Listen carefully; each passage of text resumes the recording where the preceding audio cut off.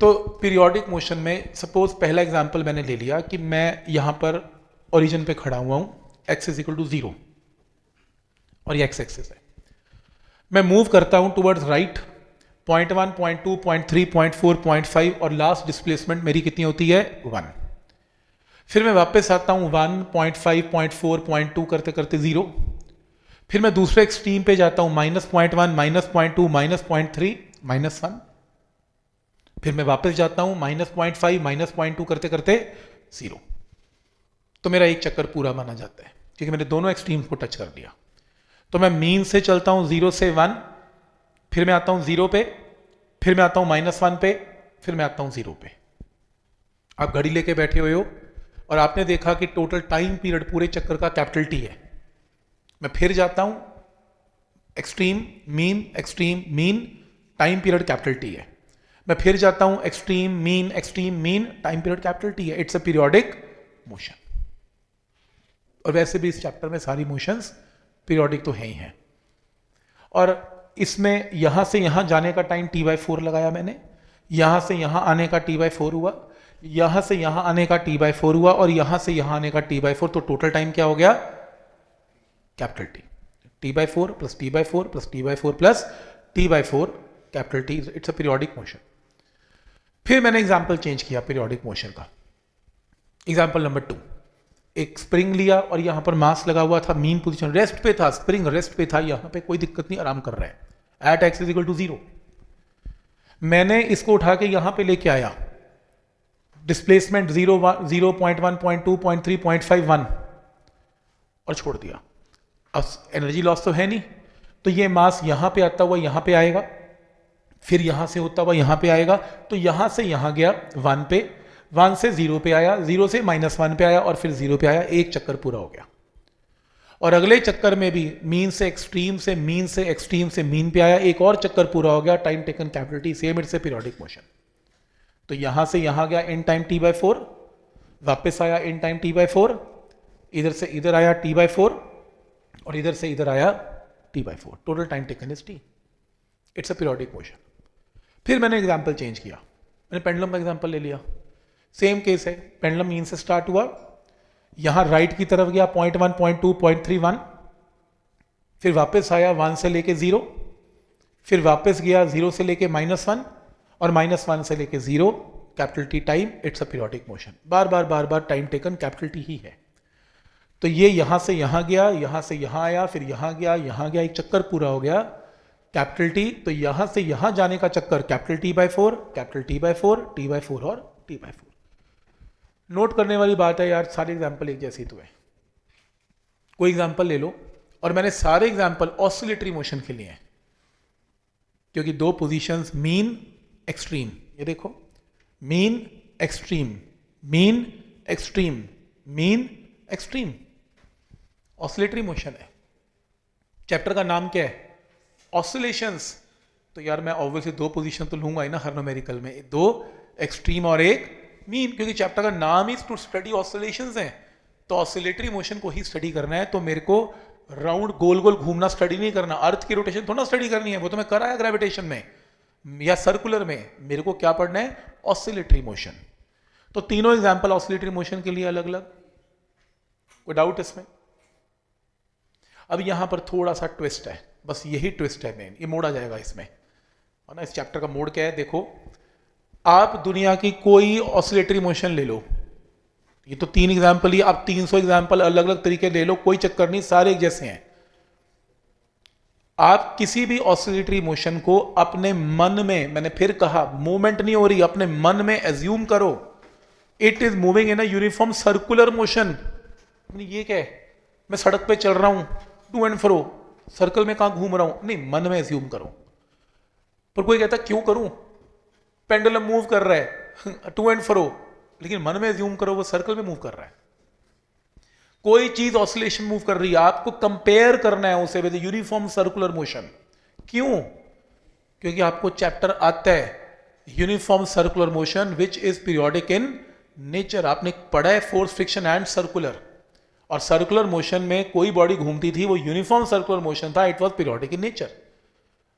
तो हम क्या करेंगे, ध्यान से देखो, कोई एग्जाम्पल ले लो, आप पेंडुलम का लो, सारे एक जैसे ही हैं।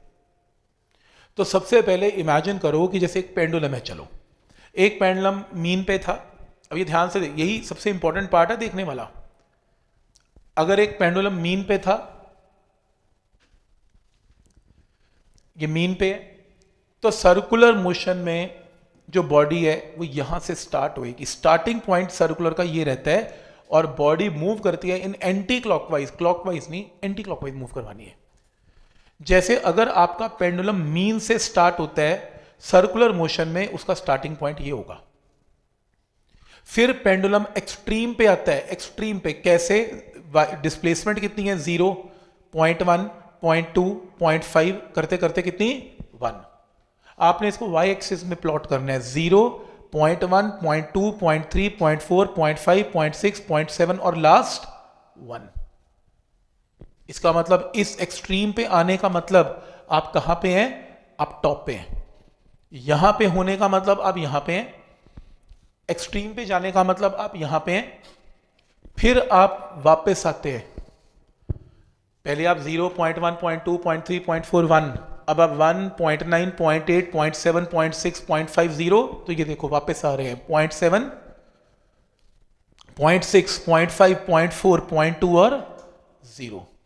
तो जब आप वापस मीन पे आते हैं तो आप यहां पे आ जाते हैं। फिर आप अदर एक्सट्रीम पे जाते हैं। कैसे? -0.1, -0.2, -0.3 एंड -1। ये देखो -0.2, -0.3, -0.5, -0.7 एंड -1। तो जब आप इस एक्सट्रीम पे हैं तो एक्चुअल में आप यहां पे हैं सर्कल में। और फिर आप जब वापस आते हैं अपनी जगह पे तो -1, -0.9, -0.8 करते करते ये देखो -1, -0.9, -0.5 करते करते कितना? 0। एक चक्कर पूरा हो गया पेंडुलम का, सर्कल का भी एक चक्कर पूरा हो गया। सिर्फ यही नहीं, कोई मर्जी एग्जांपल ले लो, ये ले लो। जब आप मीन पे हैं तो आप सर्कल के यहां पे हैं। आपकी ऑसिलेटरी मोशन कैसे बढ़ी थी? 0.1, 0.2, 0.31। ये देखो 0.1, 0.2, 0.31। फिर आप वापस आए थे 1.9, 0.7 करते करते 0। फिर आप उल्टी तरफ गए थे -0.1, -0.2, -1। फिर आप मीन पे वापस आए थे करते करते वापस 0। अगर ऐसे देखना है ऐसे देख लो, इधर से इधर जाना T/4, कैपिटल T/4, पूरा चक्कर कैपिटल T टाइम पीरियड का है। तो इधर जाना कैपिटल T/4, इधर वापस आना capital T/4, T/4 and T/4। तो 4 क्वाड्रेंट्स हैं, 1, 2, 3, 4। इधर भी देख लो, 1, 2, 3, 4, 1, 2, 3 और 4। इधर देखो 1, 2, 3, 4। T/4, T/4, T/4, T/4। तो कंपैरिजन दिख रहा है आपको कि आपकी जो डिस्प्लेसमेंट्स हैं, जितनी भी पीरियोडिक में डिस्प्लेसमेंट्स हैं, वो 0 से स्टार्ट होकर पहले मैक्सिमम वैल्यू अचीव करती हैं, फिर घटती घटती 0 पे आती हैं, फिर नेगेटिव होती हैं और फिर 0 पे आती हैं। वही तो चीज़ सर्कुलर कह रहा है।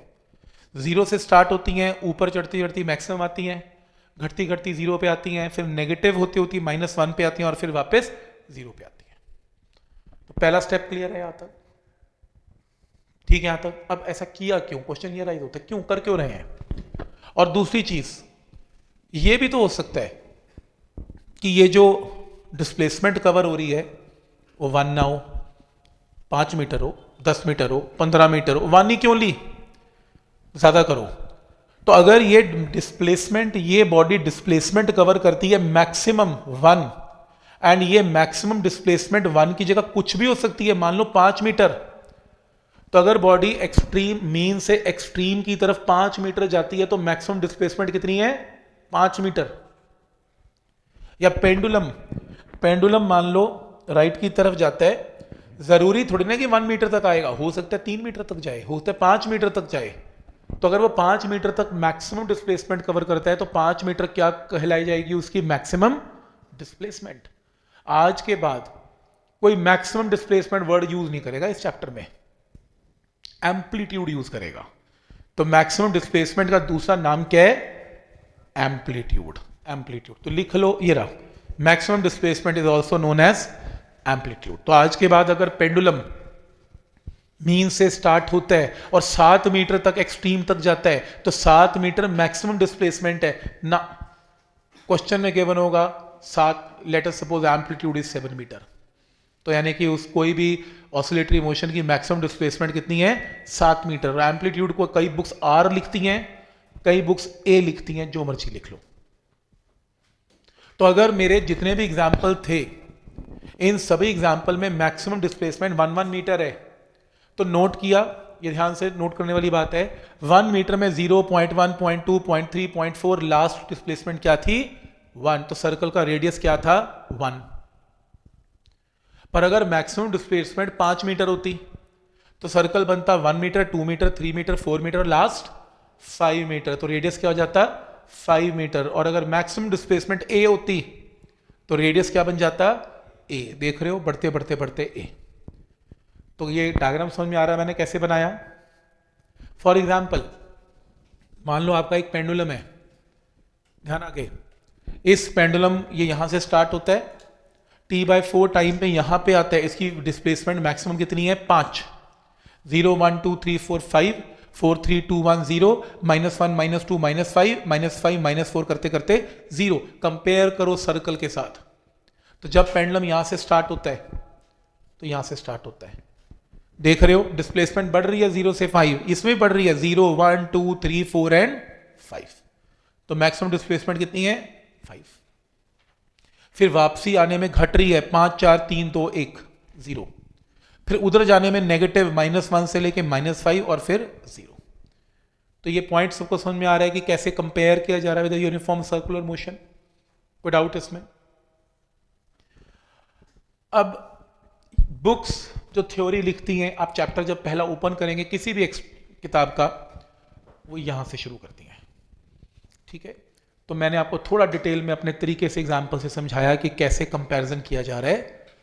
तो वो बुक्स मैंने गिवन, जस्ट सिर्फ मैं ऐसे व्यू करता हूं इस चैप्टर को, वैसे दिखाया, ठीक है। तो अगर हम यहां से स्टार्ट करें तो इमेजिन करें कि कोई भी एक, सपोज एक पेंडुलम है, ये रहा पेंडुलम, एक पेंडुलम की ये एक्सट्रीम पोजीशन है और ये कौन सी पोजीशन है, ये मीन पोजीशन है। तो अगर हम सर्कल की बात करते हैं, इसमें सर्कल की बात करते हैं, तो अगर पेंडुलम यहां से चलता है तो सर्कुलर मोशन में ये पोजीशन है स्टार्ट उसकी, सही है। पेंडुलम एक्सट्रीम पे आता है, ये रही एक्सट्रीम, सही है। तो जब वो पेंडुलम यहां से चलता है मीन से, तो उसका टाइम नोट करो, सपोज कितना था, स्मॉल टी। यहां पे इस चैप्टर में स्मॉल टी और कैपिटल टी में फर्क है, बहुत फर्क है। कैपिटल टी का मतलब एक चक्कर का टाइम फिक्स्ड है, वो नहीं चेंज होएगा। स्मॉल टी घड़ी का इंस्टेंटेनियस टाइम है, घड़ी तो चलती रहती है, घड़ी रुकती नहीं है। तो जब मैंने स्टार्ट किया तो घड़ी में टाइम क्या था, T = 0। तो मेरा पेंडुलम देख रहे हो, यहां पे एट टाइम T = 0 स्टार्ट हुआ, फिर यहां पे कितनी देर में आया, T/4। स्मॉल टी की वैल्यू यहां पर क्या थी, T/4। तो यहां पे आने में टाइम क्या लगेगा, T/4, एक्सट्रीम पोजीशन T/4।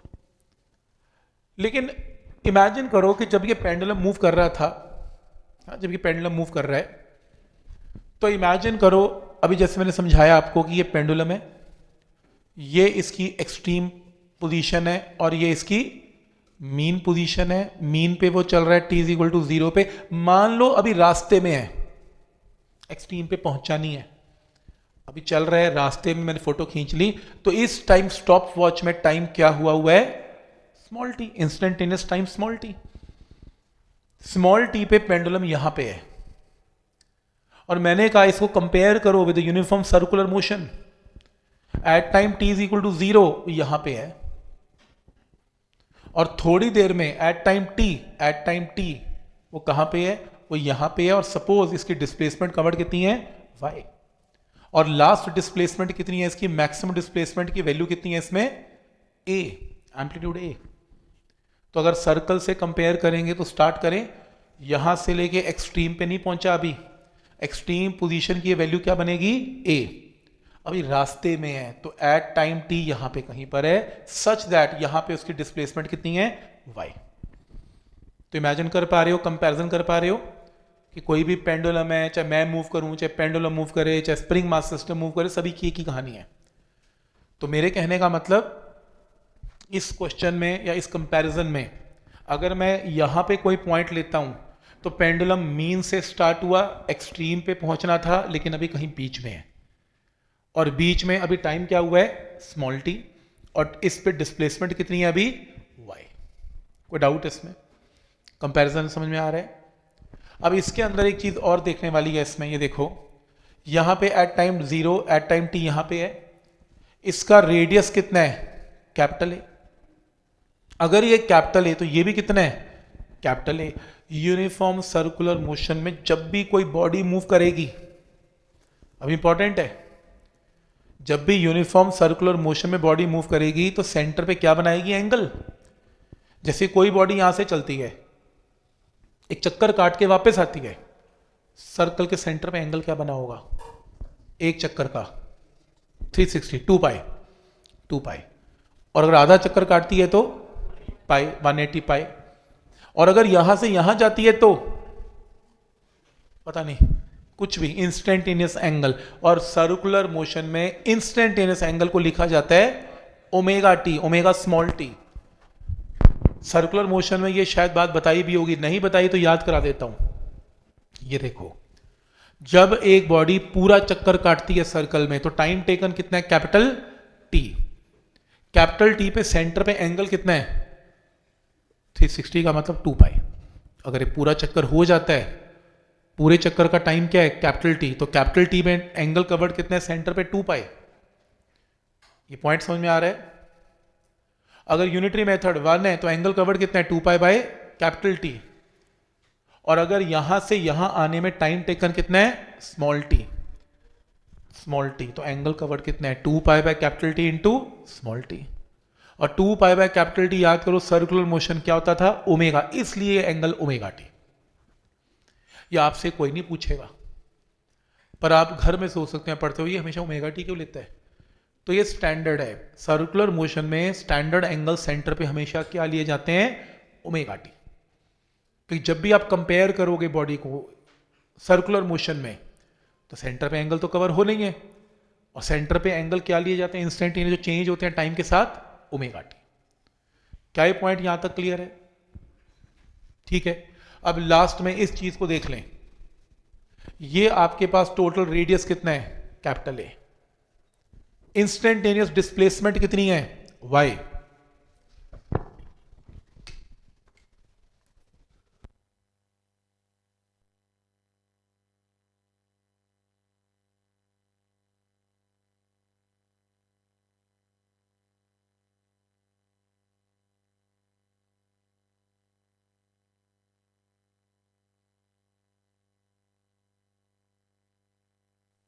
ठीक है, तो ये पॉइंट क्लियर है, स्मॉल टी, सेंटर पे एंगल कितना है, ओमेगा टी, इंस्टेंटेनियस डिस्प्लेसमेंट कितना है, y, और डिस्टेंस ये कितना है, radius a। Sine omega t क्या है, y बाय a। देख रहे हो, sine omega t y by a, तो y की वैल्यू क्या आएगी, a साइन ओमेगा टी। आप कहोगे ये क्या चीज करती, कहां कहानी स्टार्ट हुई, पेंडुलम मूव कर रहा है, मैं खुद मूव कर रहा हूं, और कहां लैंड कर, हो क्या रहा है ये इस चैप्टर में समझ नहीं आ रहा। कि पहले कहते हैं ये ऐसे चल रहा है, फिर कहते हैं पेंडुलम भी चलता है, फिर स्प्रिंग मास सिस्टम, सब एक जैसे हैं, समझ में आ रहा है। फिर कहते सर्कल ले लो, चलो मान लिया सर्कल ले लिया, फिर कहते डिस्प्लेसमेंट ले लो, चलो वो भी सीख ली। अब ये क्या कर रहे हैं, ओमेगा टी। एक नई बात ले आए कि सेंटर पे एंगल ओमेगा, करना क्या है, एक बंदा अच्छा वाला मूव तो कर रहा है सड़क पे, प्रॉब्लम क्या है उसकी, ओमेगा टी कहां से लेके आ रहे हो। पहली बात, सर्कल के सेंटर पे जो एंगल बनते हैं, जब आप कंपेयर करते हो किसी भी ऑसिलेशंस को सर्कुलर मोशन के साथ, तो सेंटर पे एंगल जरूर बनेगा, कंपैरिजन में एंगल बनेगा। उसको एंगल नहीं बोलना इस चैप्टर में, क्या बोलना है ना, ओमेगा टी नहीं बोलना, क्या बोलना है, एक और चीज है, सुनी होगी पर आपने नोट नहीं किया कभी ना, एंगुलर डिस्प्लेसमेंट, फेज सुना है, फेज नहीं सुना। यूनिट्स एंड डायमेंशन में आपने कुछ क्वेश्चन छोड़े थे, y is equal to a sine omega t, आपने कहा था सर ये तो किया ही नहीं हमने, उसमें होता था phase omega T, amplitude a, तो मैंने कहा बाद में करेंगे ऐसे, ये बात आ गई है अभी, तो इसको फेज बोलते हैं। फिर मैथ में एंगल ही बोलने हैं, मैथ वालों को फेज नहीं समझाना। फिजिक्स में फेज बोलते हैं, आपकी बुक्स फेज बोलती हैं, और ये डायग्राम जो फेज बताता है इसको फेजर डायग्राम बोलते हैं, फेजर डायग्राम है ये। जब कोई बॉडी पीरियोडिकली मूव करती है, तो जब कोई बॉडी पीरियोडिकली मूव करेगी तो सेंटर पे एंगल जरूर बनाएगी, उस एंगल को क्या बोलते हैं, फेज। तो सर्कुलर मोशन में फेज कवर्ड हमेशा क्या होता है, instantaneous omega T. Omega T phase है। अब मैं लास्ट में आंसर देने जा रहा हूं, ये हुआ क्या। ये तो आपके मन की बात है जो आपने किया, असली फॉर्मूला जो बाहर आया वो ये आया। जो मैंने 3 एग्जाम्पल दिए कि वो मैन चल रहा है ना, स्प्रिंग मास सिस्टम मूव कर रहा है, पेंडुलम मूव कर रहा है, तो किसी भी इंस्टेंट पे डिस्प्लेसमेंट का ये फॉर्मूला आ गया। आपको ये का मतलब है, मतलब ये है तुम एक पेंडुलम को मूव करवा रहे हो, तुम मुझसे ये पूछो सर 2 सेकंड पे पेंडुलम की डिस्प्लेसमेंट क्या होगी, मैं टाइम को 2 सेकंड पुट कर दूंगा, भाई आ जाएगा। तुम मुझसे ये पूछो कि सर 10 घंटे बाद पेंडुलम कहां मूव करेगा बिना हिलाए बताओ, मैं टाइम को 10 घंटे पुट करूंगा सेकंड्स में, वाई की वैल्यू निकाल दूंगा। तुम मुझसे ये पूछो 10 दिन 4 घंटे 5 मिनट और 6 सेकंड पे पेंडुलम कहां होगा, मैं बता दूंगा टाइम को पुट करके। तो मैथमेटिकल फॉर्मूला है जो आपको पेंडुलम की क्या दे रहा है, इंस्टेंटेनियस डिस्प्लेसमेंट। पेंडुलम की या स्प्रिंग मास सिस्टम की या किसी भी पीरियोडिक मोशन की जो कि ऑसिलेटरी मोशन है, उसकी इंस्टेंटेनियस डिस्प्लेसमेंट निकालने का जबरदस्त फॉर्मूला है। मैं यूज करके दिखाता हूं कैसे, ये देखो प्रैक्टिकल एग्जांपल। अब मान लो एक पेंडुलम मूव करता है, एक पेंडुलम का फॉर्मूला डिस्प्लेसमेंट का क्या है, y is equal to a sine omega t है। मैं आपसे क्वेश्चन पूछता हूं, at time t is equal to 0 y की वैल्यू क्या थी। तुम एक काम करो, ओमेगा टी में स्मॉल टी को 0 पुट कर दो, साइन 0 क्या होता है 0, y की वैल्यू 0। अगर मैं ये पूछूं कि कैपिटल की सपोज कैपिटल t/4 पे y की वैल्यू कितनी है, वैसे तो मन में पता है t/4 पे एक्सट्रीम होता है, चलो मैथमेटिकली तो तुम t की जगह क्या पुट करोगे, कैपिटल t/4। ओमेगा क्या है 2 बाय कैपिटल टी से कैपिटल टी कैंसल, क्या बचेगा π/2। साइन 90 क्या होता है 1, आंसर क्या आ गया ए। क्या सही मैथमेटिकल फॉर्मूला है आंसर। अब जैसे सपोज यहां पे आ जाओ, यहां पे टाइम टेकन कितना है पेंडुलम का 3t/4, कैसे हो गया ये कैसे होगा, बताएगा कैसे। हाँ घड़ी स्टार्ट करो, t/4 पेंडुलम राइट जाएगा, t/4 plus t/4 plus t/4, तो यहां पहुंचने का टाइम 3t/4। पुट करो स्मॉल t की जगह 3t/4। ओमेगा क्या है 2 बाय कैपिटल टी कैंसल, 2 से 4 कैंसल, साइन ऑफ 3π/2, मेडिकल के लोग 270, साइन 270, क्वाड्रेंट लगाना याद कर लो, साइन 3π/2 -1 होते हैं, आंसर -6। तो सही चीज आ गई।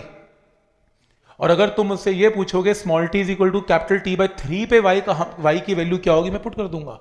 t/2 पे क्या होगी, मैं पुट कर दूंगा। तुम मुझे दुनिया का कोई टाइम दो, मैं इंस्टेंटेनियस डिस्प्लेसमेंट बता सकता हूं क्या है। तो बेसिकली किसी भी पीरियोडिक मोशन का फंक्शन बना है ये मैथ्स के लोग, फंक्शन, ये मैथमेटिकल फंक्शन है ए साइन ओमेगा टी।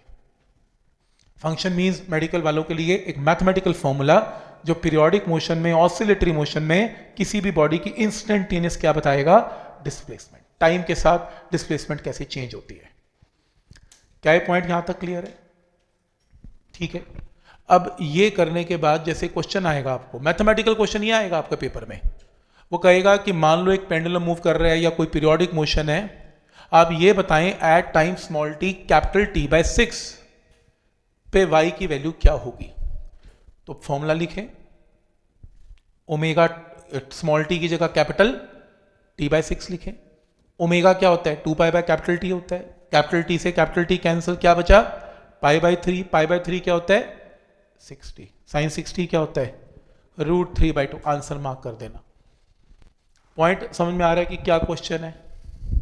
ऐसे क्वेश्चन पूछे जाते हैं। वो जो कहानी सुनाई उसे समझाने के लिए थी, बुक्स यहां से स्टार्ट है। वो कहती है फॉर्मूला याद कर लो, y is equal to a sine omega t, चलो कुछ न्यूमेरिकल सॉल्व करते हैं। पर तुम मुझसे पूछ सकते हो सर ये क्या कहानी है, पेंडुलम का ए साइन ओमेगा टी है।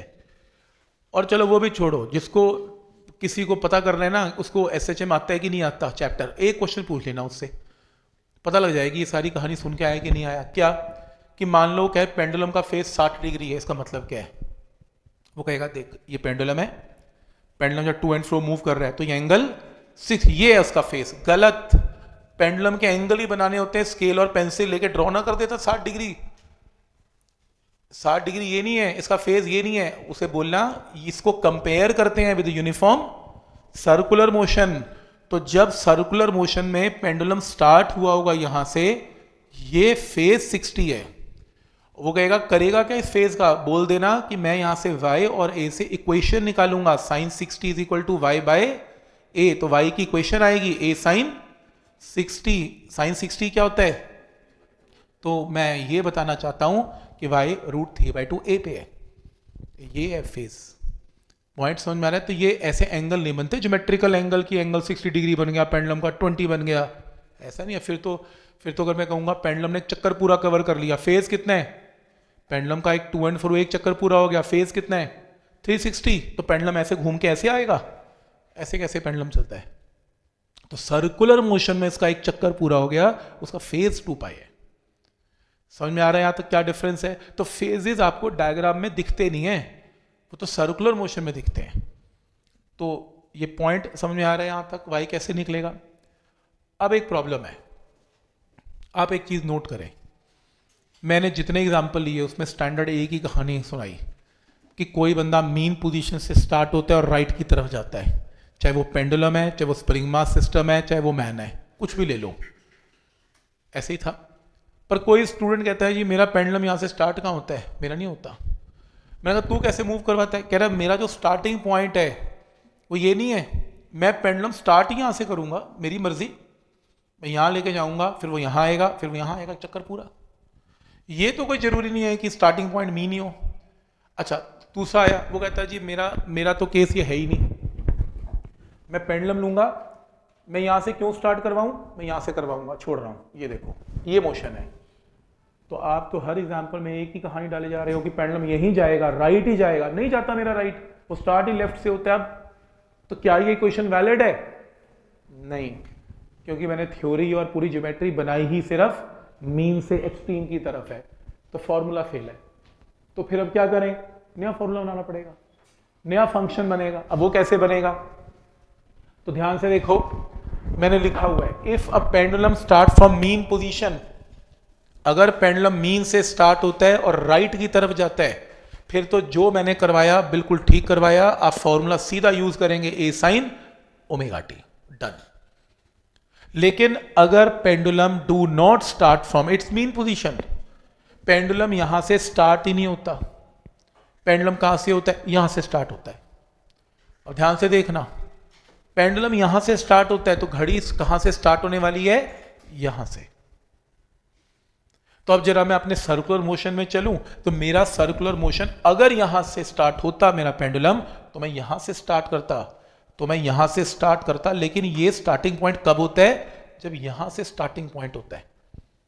पर मेरा पेंडुलम यहां से स्टार्ट ही नहीं हुआ, थोड़ा सा आगे से हुआ, तो वो थोड़ा सा आगे ये पॉइंट है, तो मेरी स्टार्टिंग पॉइंट ये नहीं है, मेरा स्टार्टिंग पॉइंट ये है। सही है? और स्टार्ट यहां से हो रहा है, तो यहां पे at time t is equal to 0। तो लिख लो यहां पर स्टार्ट यहां से हो रहा है, और लिख लो इस पॉइंट पर स्मॉल t की वैल्यू क्या है? 0।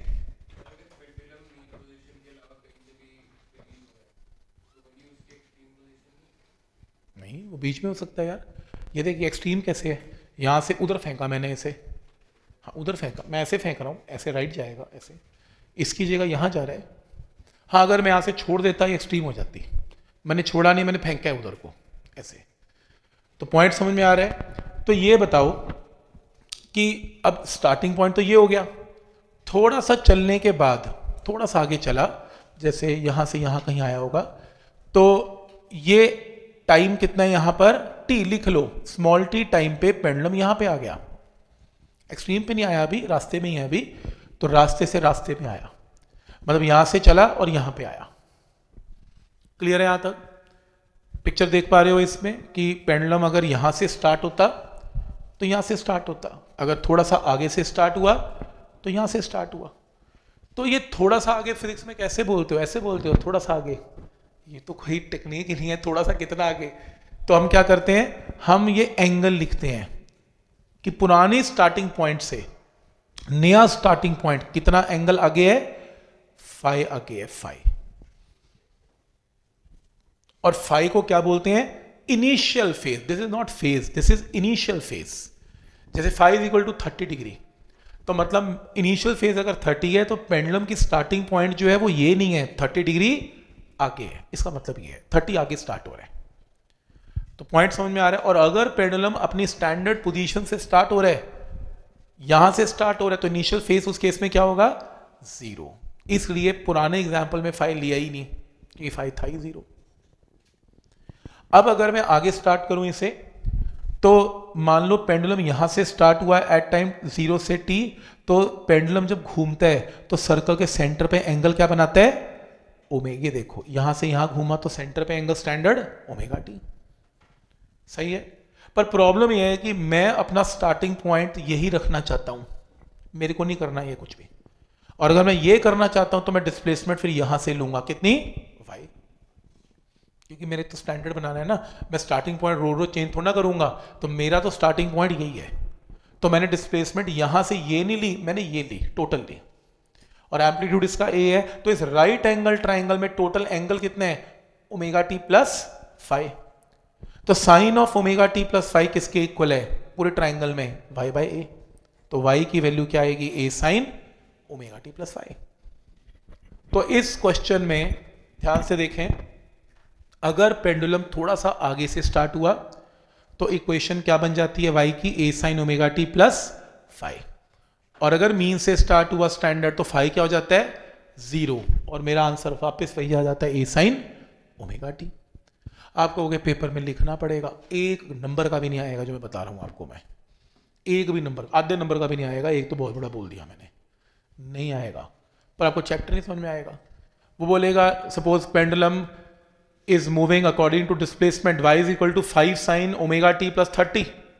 अब ये कैसी इक्वेशन है, अब आप समझ पाओगे कि a sine omega T plus 30 का मतलब वो मीन पोजीशन से स्टार्ट नहीं हुआ, 30 डिग्री आगे से हुआ है। ये लैंग्वेज समझाने वाली बात है, हम लैंग्वेज पे काम कर रहे हैं।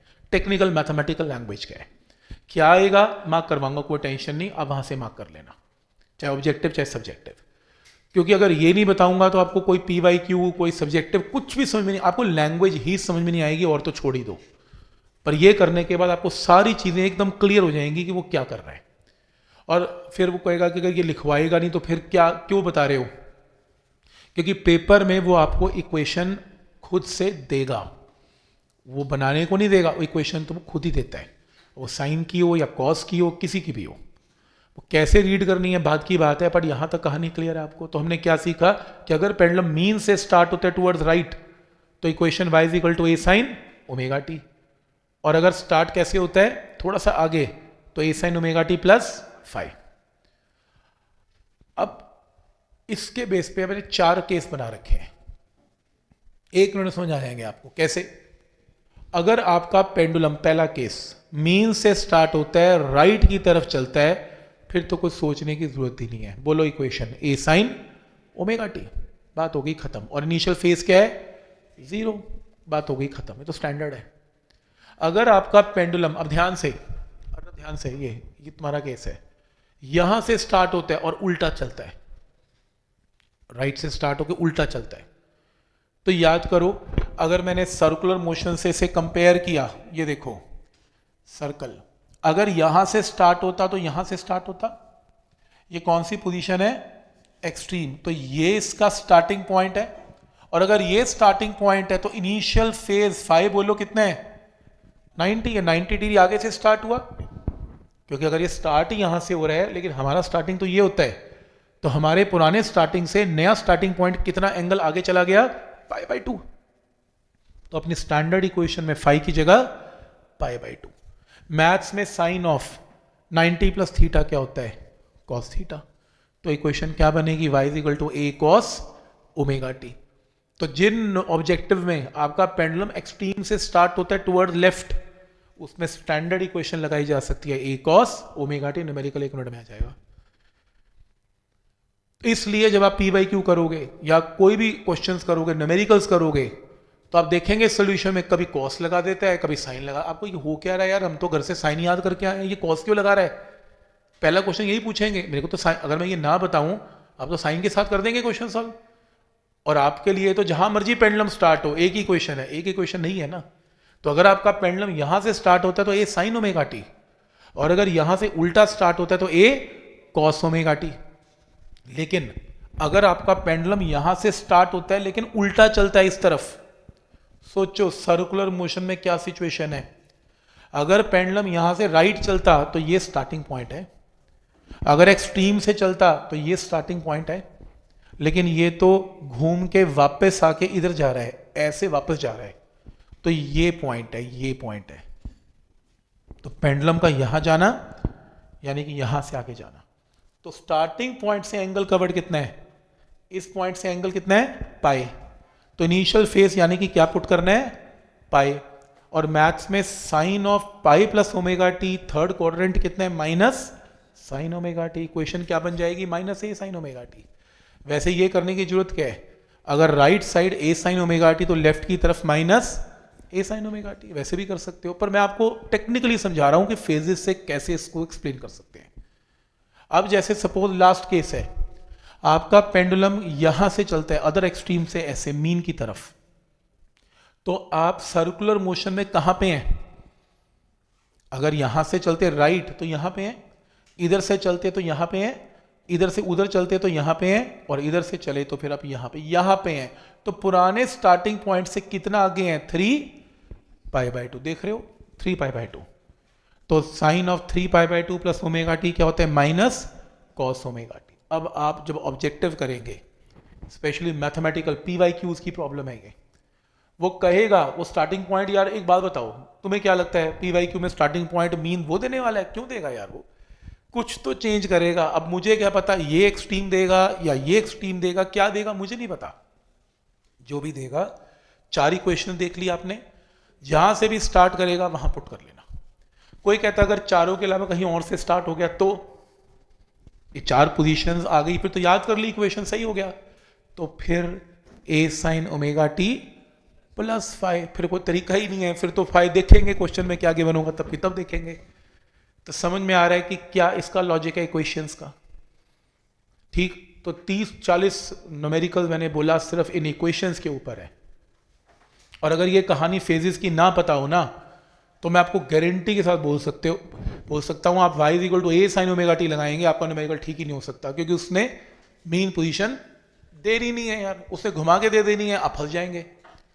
तो आपको चारों इक्वेशन स्टार्टिंग पॉइंट की क्लियर हो गई कि 4 इक्वेशन कैसे लगती हैं।